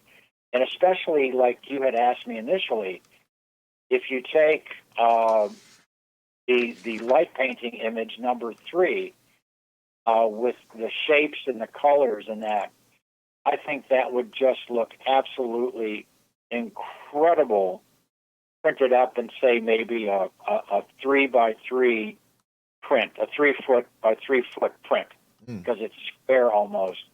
And I think the colors would just scream. Now, what do you think about finish? You think maybe I'm not a big fan of metallic. It's really a hit or miss for your subjects, but do you think metallic would look really good here? No, you're absolutely correct. The metallic finishes can either kill it or make it look better, okay? And it is hit and miss. I think I've only had one really good print that was appropriate for that particular finish. Certainly for the classic photo work, like we were discussing, you know, old black and white builders photos from locomotive builders. I mean, that was all done on glossy, heavyweight photo paper. So to be able to capture that sort of ambiance, yeah, I've used, high gloss photo papers as well.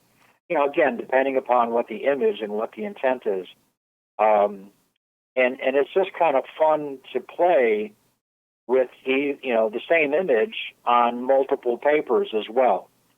Because you will get a different response from people depending upon, how you have it hung and lighted and what you kind of, try and expect from a potential viewer, if you will. And I always find that fascinating. Gotcha. And I've got that 03U abstract light painting by Mike Thomas up on the screen, and the figure in the bottom, I think that looks like the Burning Man figure. Yes, really interesting. It's fascinating. No, it really is, because when you stare at that image, at first I did not see that little image down at the bottom that is highlighted by those triangles, right near the apex.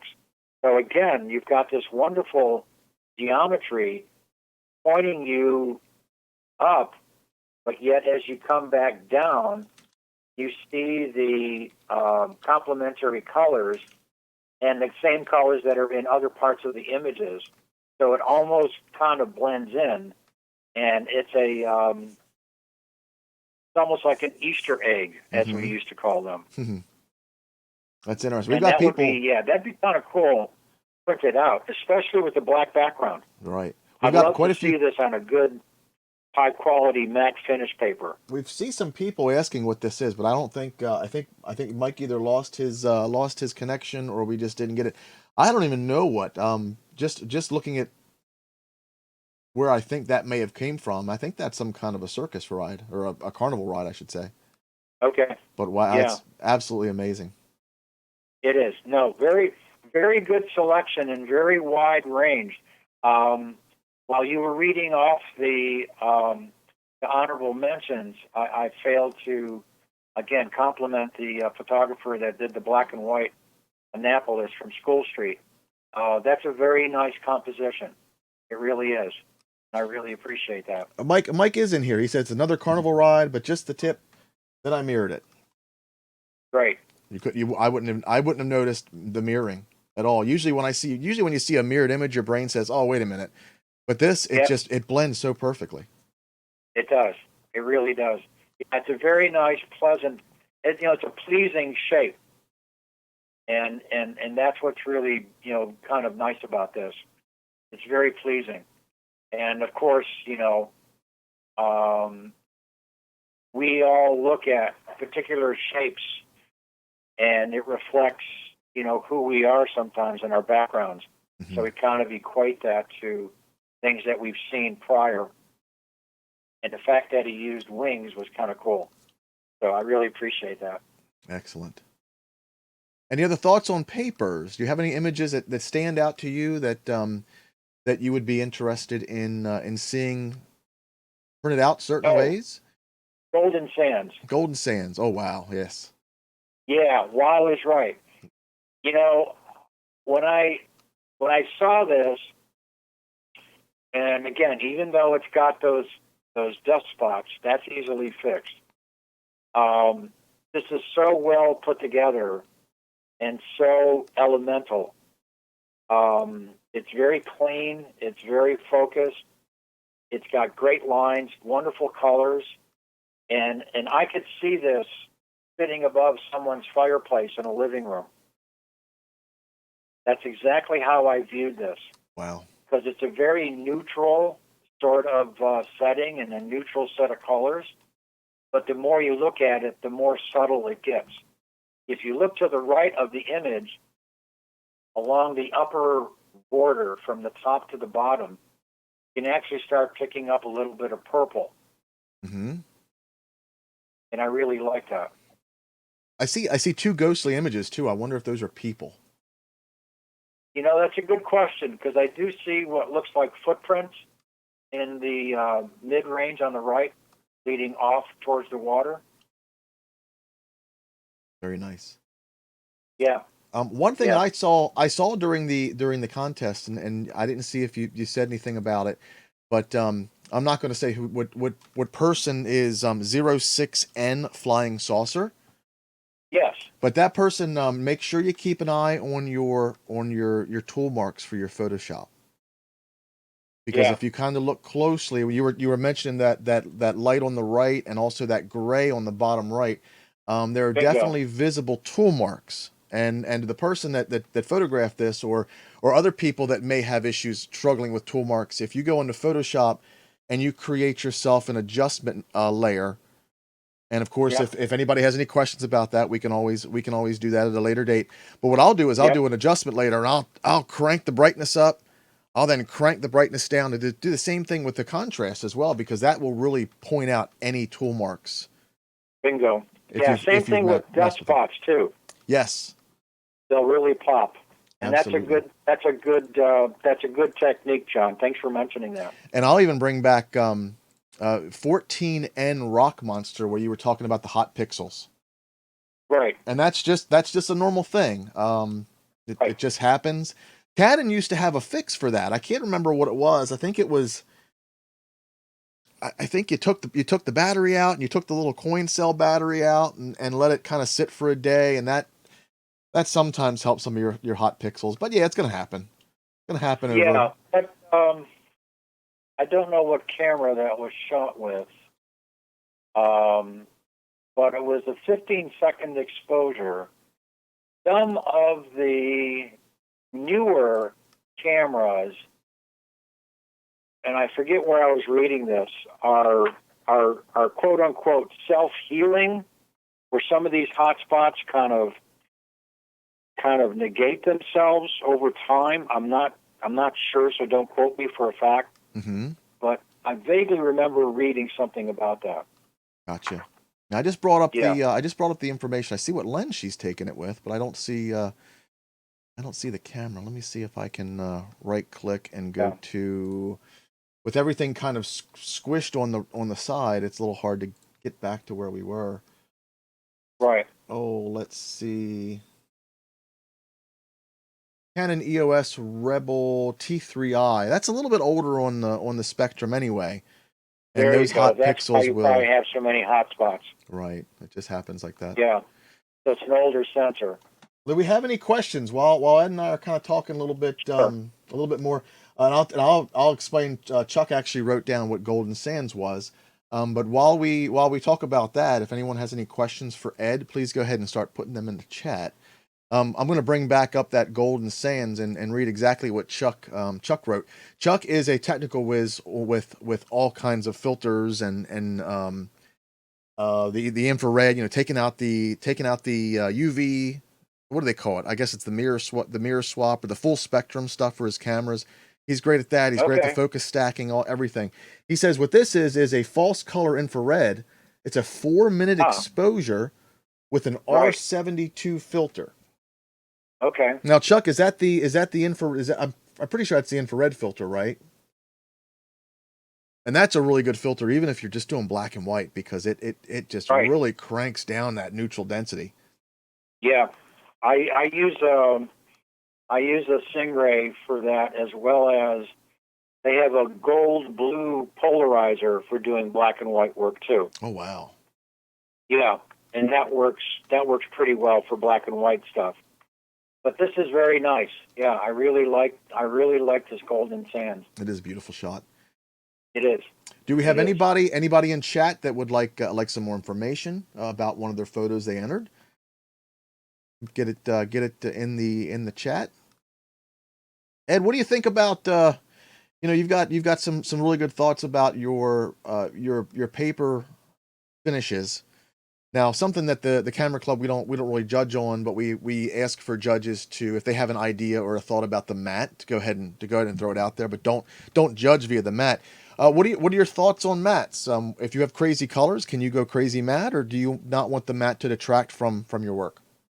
Oh, that's a good question. For the Gaithersburg Club, we allow white or black mats. Mm-hmm.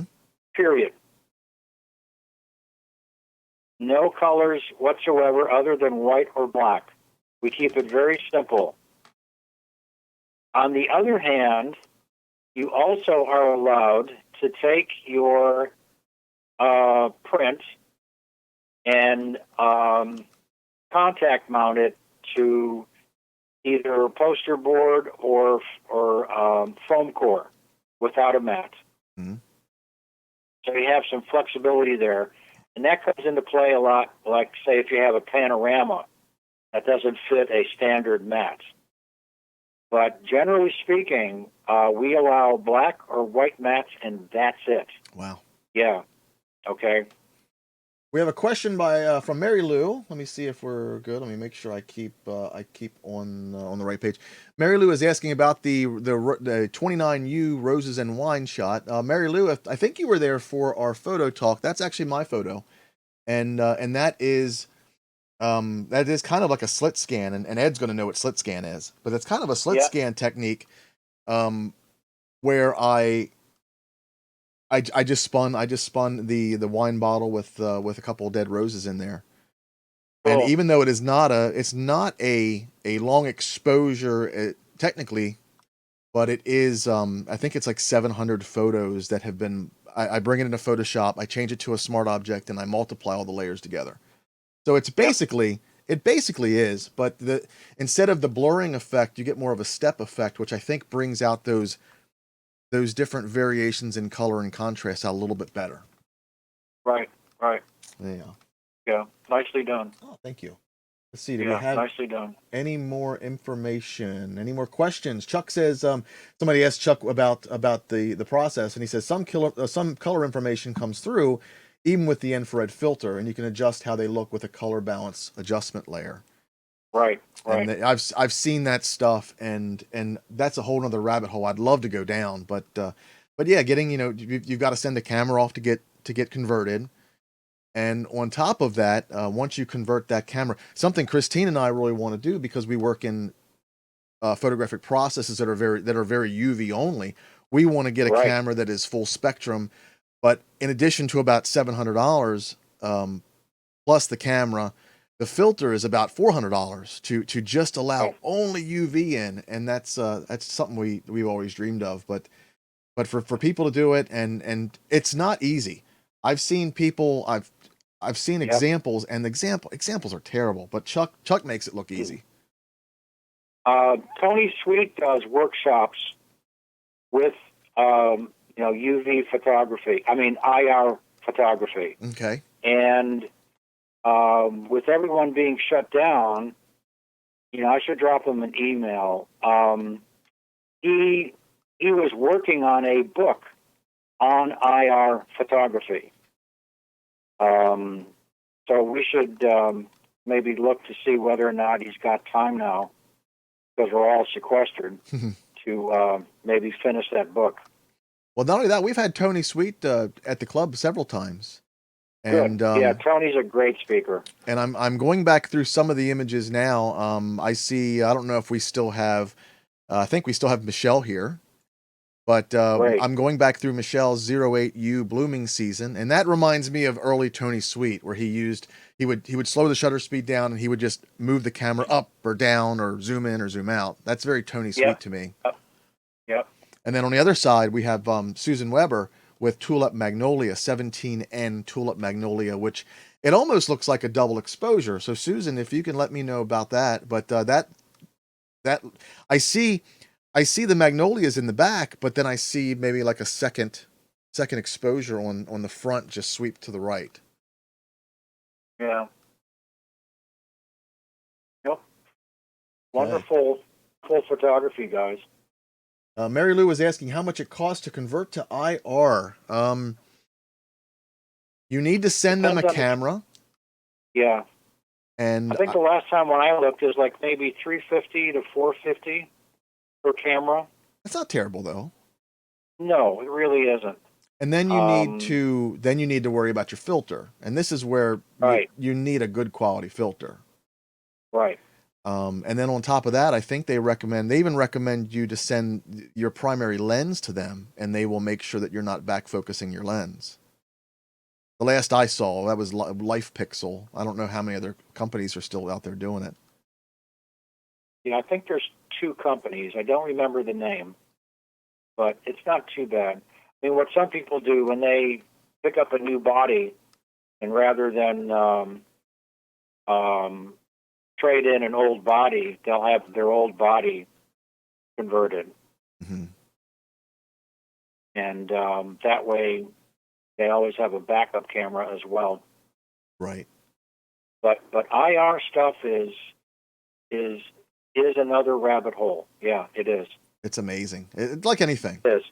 It really is. Like me with my slit scans, Mike and his mirroring, Chuck, and I mean, it's just you can find something you like, and it's just never ending. It seems like it really is quite a journey. I mean, it really shows you so many different ways to create an image, and I like to experiment with stuff like that, because then it really kind of gives you another arrow in your quiver, so to speak, when you're out doing your normal quote unquote shooting, and topics that may interest you, where you kind of apply those sorts of techniques to it. Case in point, we were talking about doing black and white images and different processing. One of the images that I did for my Life Forms project, which is the second image in the series, I had people look at that image, the print that I had, and I asked them, I said, do you see trees or do you see rivulets? And it was fascinating because half the people saw the trees, the other half saw rivulets. And it's just an interesting experiment to do with people viewing a print where some people can pick up the shadows less readily than others. It's like the classic image where you have a black lamp stand versus two people facing each other. Mm-hmm. And it's a mind trick. It's a visual trick to see what you're actually focusing on, the darks or the lights. And that's another technique that you can play with IR, because you really are reducing your wavelengths down to very elemental ones. And I like that. That's probably one of the reasons I was attracted to the Golden Sands, because it was so simple. Right. Now, which very, very elegant in my mind, but very nice. Susan, she had the Tulip Magnolia. She said it was a sweep and a pan. She had a neutral density filter. The crystal-like blips were actually the blue sky breaking through the pink leaves and branches. Excellent. Okay. Now, Ed, I have a question for you. You had mentioned that some of the panning shots they didn't speak long exposure to you. Now, technically, they are usually long exposure, but what's the difference between how you feel long exposure from a technical standpoint to long exposure from a artistic standpoint? And I've got just to bring it up, I've got 35U to the rescue on the screen right now. Yeah, in fact, I just brought that same one up. It didn't connote to me a long exposure. I mean, just how I interpret that. You certainly have got some smoothness to the water, but then you have the motion associated with the boat, if you will, going across your view. It reminded me more of a panning shot, where you're capturing whatever's moving that's sharper in focus than the background. Right. Yeah, same thing with the horse and carriage. Right. Where the feet of the horse, the hooves, are actually up in the air.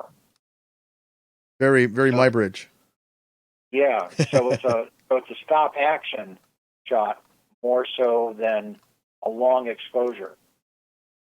Gotcha. I've got that one up now. 37U warp speed. That's actually one of mine. That's a slit scan as well, but that's a more traditional slit scan versus the Roses and Wine, which was just a spinning object. Interesting. Mm-hmm.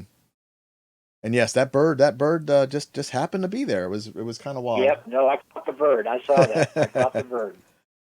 I put a last call for questions in chat. I don't see anything, but I really want to thank you, Ed, for being with us and giving us your time and experience.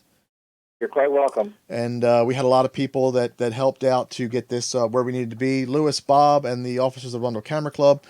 They always put in a lot of hard work in making sure we're able to move to the new format, getting the images ready, getting them numbered for us so that we Absolutely. can... It is a lot of work. Yeah. And I just want to remind everybody to tune in next week when we will have our photo assignment.